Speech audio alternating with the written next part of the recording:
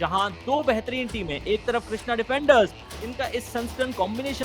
Krishna defenders की team को देखते हैं लक्ष्मण रेड्डी, जो टीम के सबसे इंपॉर्टेंट रेडर है। अभी आपने उनकी चर्चा की और सबसे मजेदार बात यह अमरावती क्रशर्स जो कि एक भी मुकाबला नहीं का फैसला किया है और पहली रेड के लिए अमरावती क्रशर्स की टीम को किया है आमंत्रित। और मुकाबले की पहली रेड लगाने के लिए दाईं तरफ से रेडर जो घुस चुके हैं, जिनका नाम मुद्दता नरेश है। अब नरेश की मुद्दत तो यही होगी कि पहली रेड में पॉइंट मिले। कुल मिला के 20 पॉइंट अब तक इनके नाम है, जो 32 रेड्स इन्होंने लगाई और 62.5 के रेडिंग स्ट्राइक रेट के साथ नरेश रेड लगाते हैं। 7 का घर, बोनस का अवसर, लेकिन फिर भी बोनस लाइन को थोड़ी तरीके से कवर करके रखा है। कवर के खिलाड़ी ने एंकल पे दावा बोला और कॉर्नर ने किया सपोर्ट। पहली रेड पे डिफेंस चला, रेडिंग का डिपार्टमेंट ने नाबूद। लाजवाब।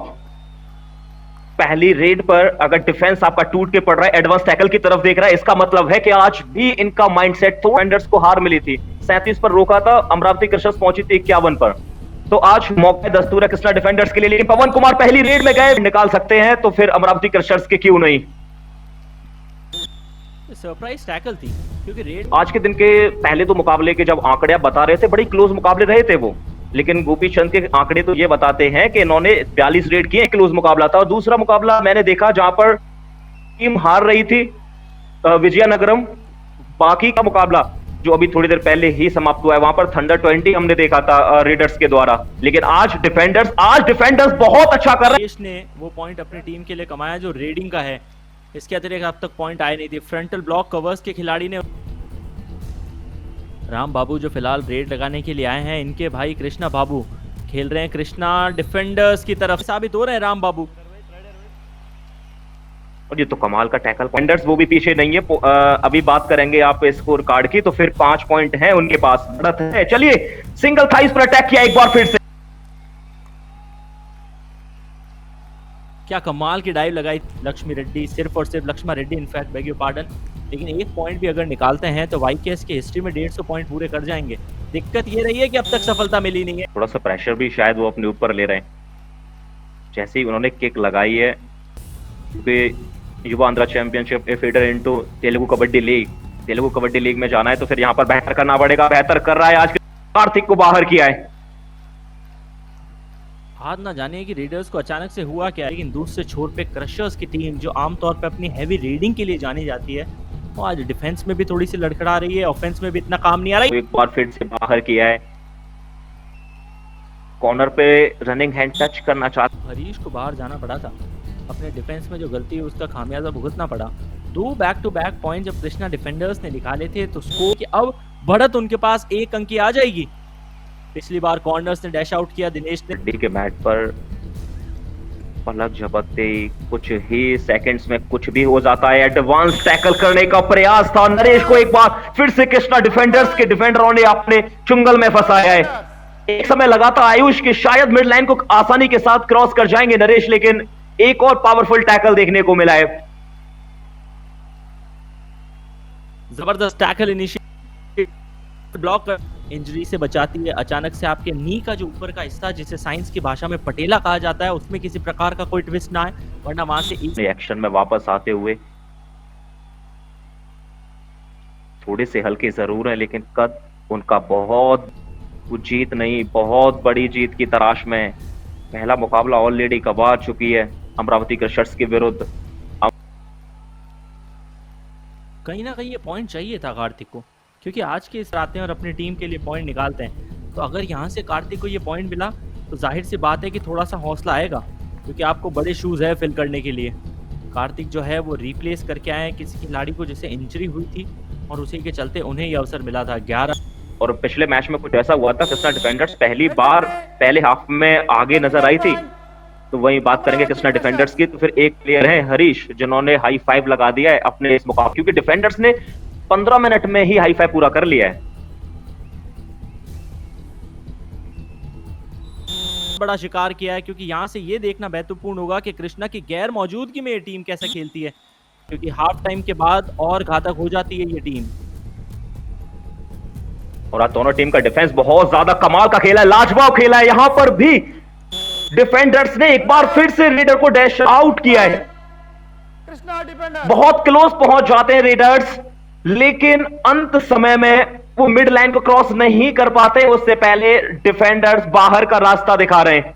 आगे का रास्ता देखेंगे इस लीग से, लेकिन बाहर का रास्ता डिफेंडर्स के द्वारा 3 अनसक्सेसफुल उसमें थी और एक में खाली हाथ वापस आ गए, यानी कि पॉइंट अब तक एक भी नहीं निकाला।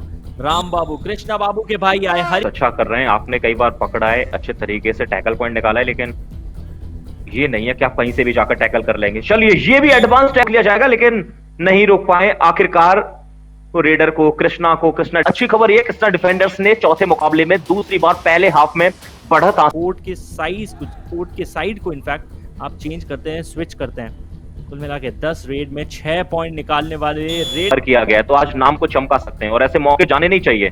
मौका दे रही है जब आपको बड़ी सीरीज, तो आज मौका मिला है प्लेयर्स को अपनी टीम में अपने नाम को चमकाने की। एक तरफ कृष्णा डिफेंडर्स की टीम और दूसरी तरफ उनकी की इक्वलाइजर लेकर आए। बढ़त कृष्णा डिफेंडर्स को कृष्णा ने दिलाई है। राम का नेतृत्व यदि सही रहा, सटीक रहा, तो बढ़त आएगी नहीं। चल रहा है, ये बाबू ब्रदर्स के बीच में मुकाबला चल रहा है, तब लिया जा रहा है। And frankly speaking, it is very tough for a smart raider to sit outside as a sub player. आसान तो नहीं होगा, बाहर बैठे बैठे भले आप अपने आप को मोटिवेट करते रहिए। इससे पहले ये पॉइंट देखते हैं सोलो टैकल। इस मुकाबले में दोनों प्लेयर्स का ही डाउनफॉल हमने देखा है, लेकिन कमबैक भी होगा। लेकिन कमबैक करना चाह रही है कृष्णा डिफेंडर्स, हर एक रेड में पूरा प्रयास कर रही है कि पीर के साथ एक और प्लेयर इस मुकाबले में देखने को मिला। पहले किक सामने से था आज के दिन का, जहां पर सिर्फ एक ही पॉइंट की जीत हमें देखने को मिली है। सुपर टैकल की सिचुएशन आई है एक लंबे समय के बाद। अमरावती क्रशर्स के पास मौका है, दस्तूर है, कृष्णा बाबू को पकड़ा जाएगा और 2 पॉइंट आएंगे अमरावती क्रशर्स के लिए। ये पहला सुपर टैकल हमने देखा इस मुकाबले में।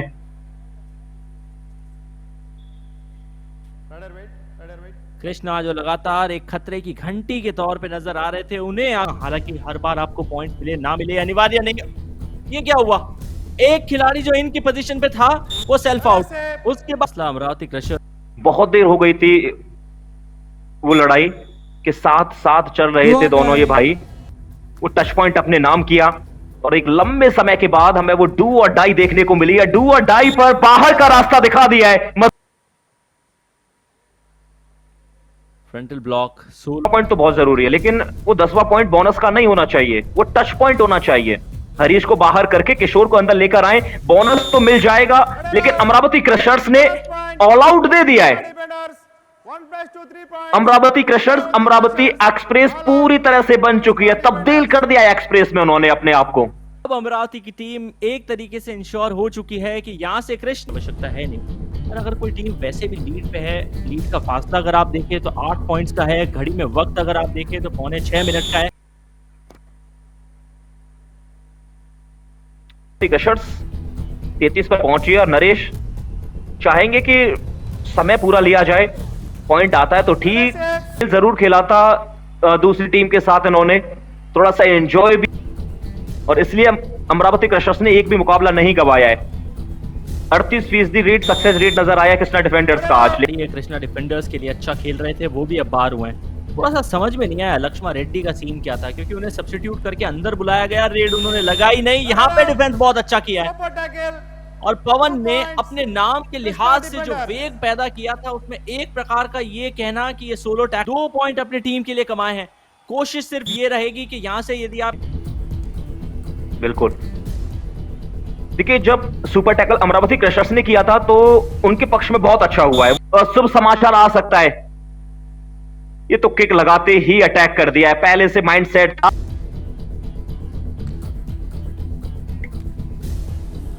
अच्छा करना चाहिए, लेकिन अभी आना चाहिए, चले गए, लेकिन स्पीड से अपने आप को बचाते हुए ये पॉइंट अपने नाम किया है। फिर से इस्तेमाल खूबसूरत अंदाज में किया है।